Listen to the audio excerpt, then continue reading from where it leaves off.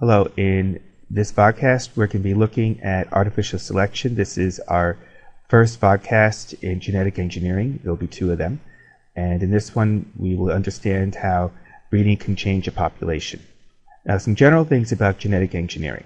Genetic engineering is when people change the genes of populations of organisms. Usually, this would be domestic organisms.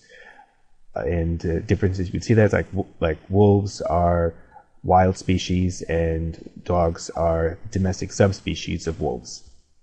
Or, for example, another example you might see of this is if you go walking in Alley Pond Park, there you can find and you can pick and eat wild raspberries. Go to a supermarket, there you'll find domestic raspberries, and there are definite differences between the two of them. You'll notice that, particularly in size, you notice big differences between the two. Now, there are two kinds of genetic engineering. One of them is artificial selection, which is also called breeding, and that's the subject of today's podcast. The second one is called genetic manipulation, and genetic manipulation is what most people today mean when they talk about genetic engineering, even though both are. Genetic manipulation is changing individuals or populations at the gene level. That will be the subject of the next podcast. Genetic engineering, in terms of breeding, it still is very, very powerful. It's been used for thousands of years. And it can change things quite a bit. Like here we have wild mustard, and wild mustard grows around here. Walk through Alley Pond Park, and you'll see this growing. And all of these domesticated species, broccoli, cauliflower, cabbage, kale, kohlrabi, you find all of these in Pathmark just down the road, and all of these are all descended from wild mustard. How did we get these? It was all from breeding. The differences can be huge, not just from that, but also from corn is the most frequently used example, as you'll see in this next clip. So although now widely planted around the world, corn was originally developed as a local agricultural crop by Native Americans in Mexico. These people are harvesting corn. Notice the tall stalks, the large ears that grow. You can pull these off, and each ear has hundreds of kernels. Corn was originally developed by these people's ancestors who recognized the potential of a wild plant to give rise to a useful agricultural crop. Interestingly, that wild plant, teosinte, looks very different from modern corn. So the seeds look completely different.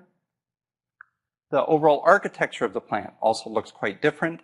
Wild teosinte has a bushy-like appearance. Corn grows in these tall stalks. So very dramatic alterations in the architecture of the plant, really all of its features, bushy or tall, and its seeds as well. So maize or corn is actually a human-created species. So how are these breeds artificially selected? In order to answer that question, we have to take a short trip to Japan.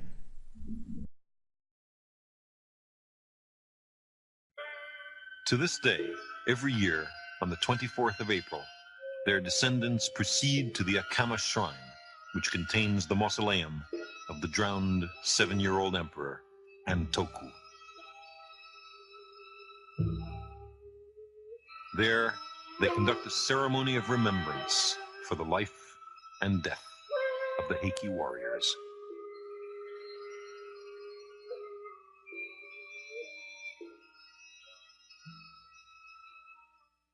But there's a strange postscript to this story.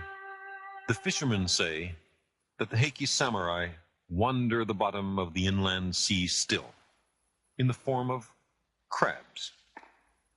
There are crabs to be found here which have curious markings on their backs, patterns which resemble a human face with the aggressive scowl of a samurai warrior from medieval Japan.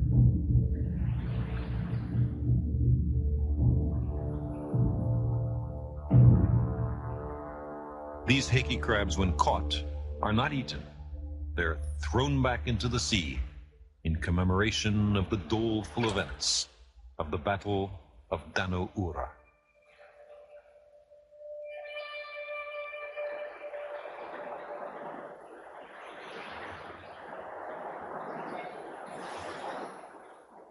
This legend raises a lovely problem.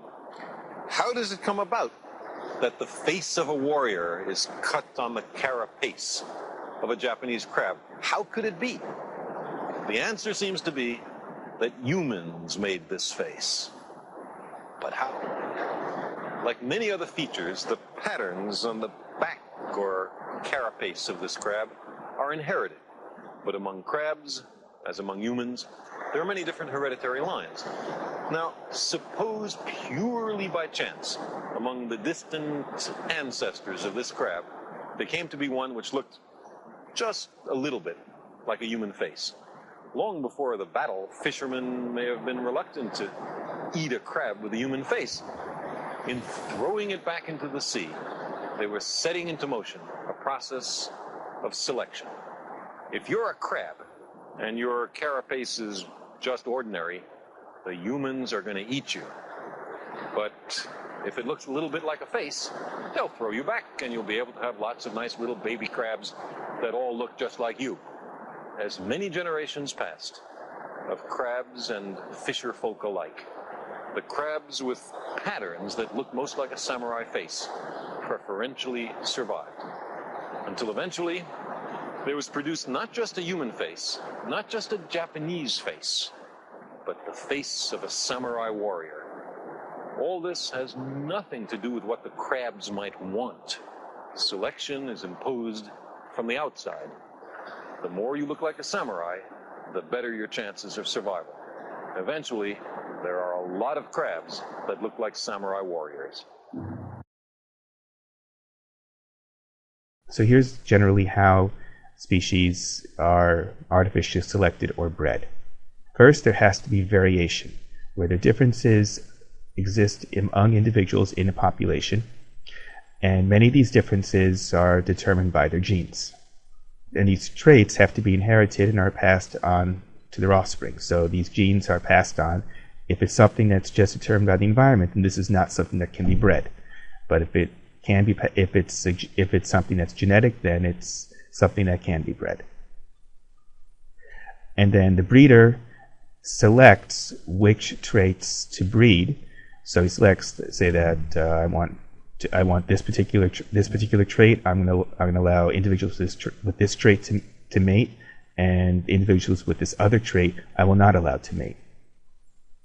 The last one is time. So over time, you'll get the type of breed that you want. You get the characters that you want, and you can end up getting those huge differences that you see, where over generations, teosinte will end up becoming maize, and the wolf can turn into the most diverse species on this planet, the dog.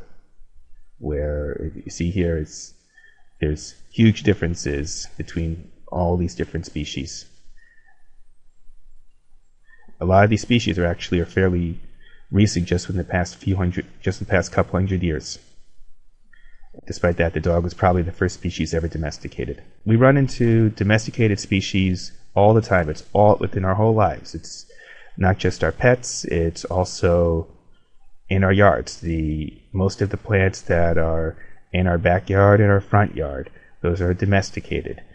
This spring we were seeing all these trees flowering. Most of those are domesticated. We have flowering pear trees where these trees are flowering, but then they've got these tiny fruits. Why would a tree have tiny fruits? The reason we have tiny fruits is because we want the flowers, but we don't want the bugs that are associated with the fruits. So we bred plants that basically don't have the fleshy fruits. Now we come to our concluding questions. Number 1, list the 2 kinds of genetic engineering. Number 2, how long have people been using artificial selection? Number 3, what is another name for artificial selection? And number 4, what are the steps in artificial selection? That concludes this podcast, and I'll see you in class tomorrow.